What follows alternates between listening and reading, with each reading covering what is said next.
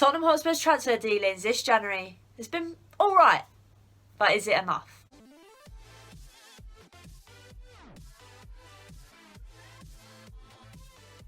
Hello and welcome to another episode of Hollie's Hotspurs, and today I'll be talking about our transfer dealings through the January transfer window. If you are new, please remember to hit a like on this video, comment what you thought of our transfer dealings in the comment section below, and hit that subscribe button. So yeah, there's been a lot going on, a lot of ins and a lot of outs, but I think we should probably start with Christian Eriksen leaving for Inter Milan. I would say it was a shock. It definitely wasn't. We all knew it was definitely coming. I think it was the right time for him to leave.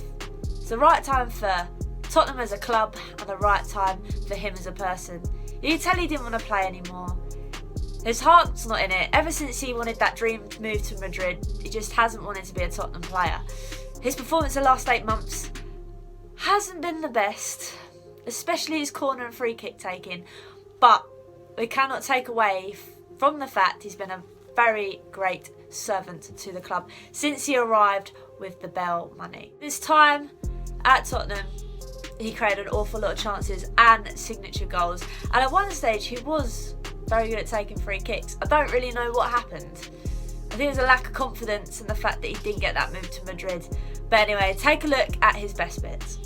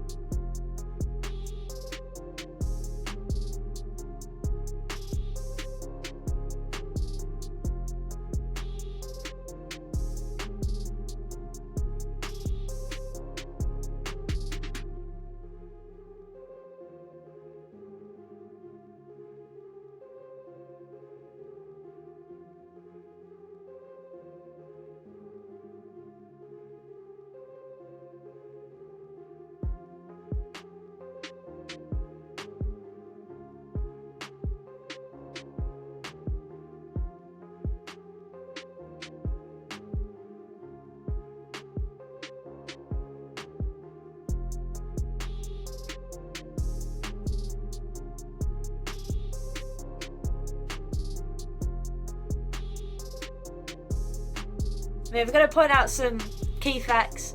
He made 571 chances. For a playmaker, that's an awful lot. And ranked in the Premier League, that's number 1. And to be honest, all his stats were number 1. So, yes, it is very sad that he's left for Inter, because he was a top player. I'm just glad he didn't really win anything while he was here. We can't give him the Audi Cup. That's not a thing. And I hope his confidence does come back up. But for his first appearance for Inter Milan, he came on and his first touch was this. I mean, he beat the first man, couldn't quite beat the second, but jokes aside, I really do hope he performs really well at Inter. I hope he goes and enjoys himself again. I hope his performance picks up, because Christian Eriksen were a star player at Tottenham. Enough about Eriksen, I want to talk about our new innings, and that is Mr. 22-year-old Dutch international Bergwijn. Stephen played for PSV, and under PSV in his current season, he has had 6 goals, 13 assists in all competitions. Now, he's 22, he's quite young, but if you take a look at this, you'll see why I'm excited that he's at Tottenham.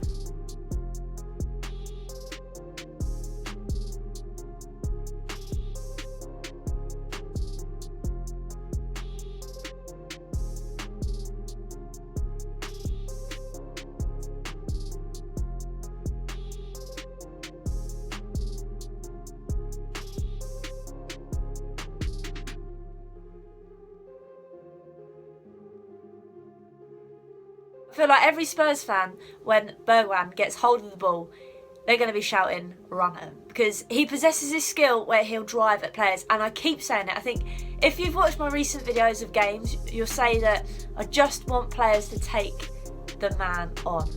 And Bergwijn is the type of guy who will do that. And I think he'll send the fear of Christ up the opposition. And I think that's what we need. Now, he's an out-and-out winger, but he can play up top. I think Jose will play him on the wing, give us a bit more of an outlet for when going forward, and my God, it'll be good when he goes forward. In the words of Jose, he said, "We have got a kid with a lot of potential." And talking about potential, we move to Mr. Celso my obvious favourite. This week, we announced that Lo Celso will be joining us permanently until 2025. And I am personally very excited, considering Eriksen was my favourite player until his performance declined very, very, very badly. Lo Celso is my new guy. Now, for me, he's proved himself. Yes, he's only played a couple of games. Those couple of games he's played, he's probably been our best player. I just hope that continues. But having him until 2025, I think we'll give him the confidence to be like, actually, no, I can go on, win something at Tottenham Hotspur. We all hope. He's a bit like Steven. Both like to drive with the ball. For me, I think Lo Celso is a bit more creative. And I know it's going to be a big comparison to compare him to Christian Eriksen, considering Christian Eriksen was with us for a very long time and proved himself for a very long time. I think we shouldn't write Lo Celso off just yet. I think Steven and Lo Celso will work really well together. I'm excited to see that dynamic.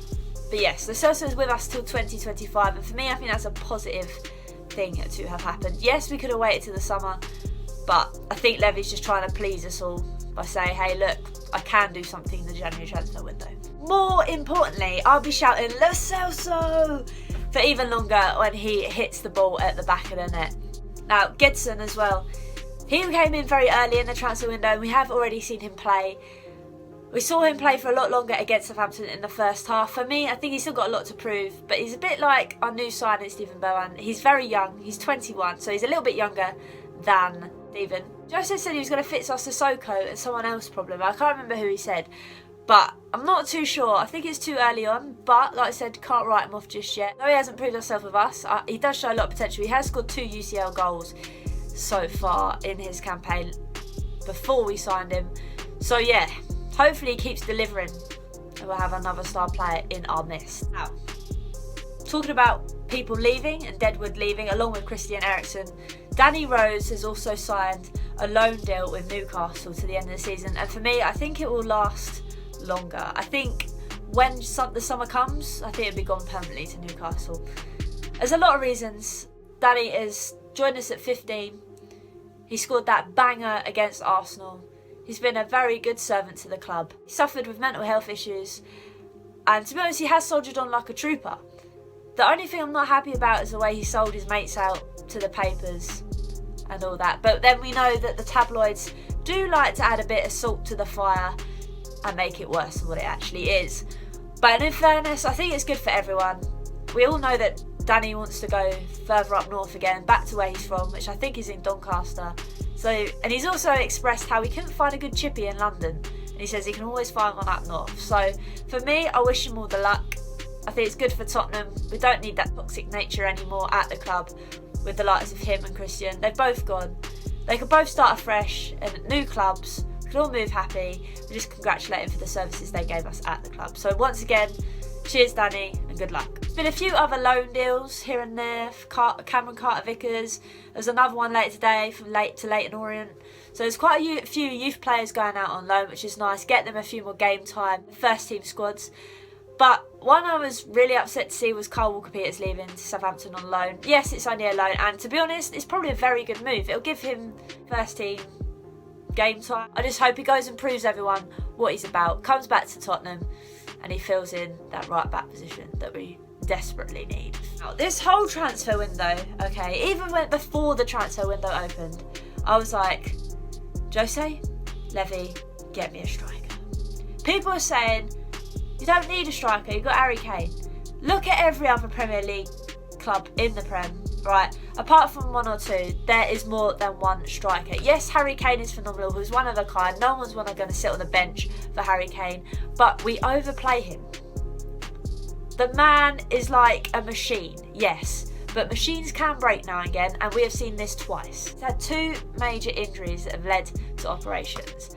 I don't know how much longer the man will last performing at his best. For me, we need someone to help him out now and again. Yes, Troy. I'd love to see Troy get first team football, but I don't think he's quite ready yet. Jose has also said that he don't think he's ready yet. So yeah, there's rumours flying around that Piatek was signing, but he's gone to Hertha Berlin, so that's not happening. And then Giroud. I know we can't be too picky, but I don't want Giroud at my club. I think it'd be a step backwards. I do not want him. But I also do not want Lucas playing a striker because that is not his favoured position. The man cannot play there. We are not clinical with either Son or Lucas up top. They will feed and help the striker and get on it if the striker's not there. But we need an out-and-out striker. Are we going to get it before 11 PM? Who knows? We just got to be hopeful, I suppose. But there we go. I mean, it'll be bloody scenes if we get Gareth Bale back after there's one player left, which is Lamela, after all the Bale money has been spent and returned to other clubs. I don't really know what I'll do, considering he was my favourite Spurs player of all time. I'm not going to hold my breath though, but we shall see. Even in a presser interview earlier, Jose was like, would I like a striker? Yes. Am I going to get one? Who knows? So, yeah, alarm bells are ringing for me, to be honest.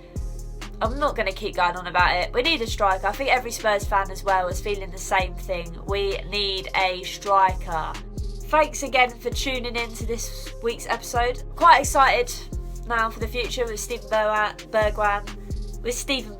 and obviously the celso signing until 2025, and then some deadwood left.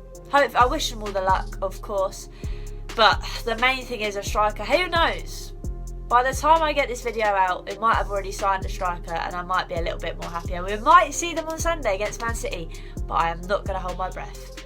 But yeah, thanks again for watching. Remember to hit that subscribe button and see you later.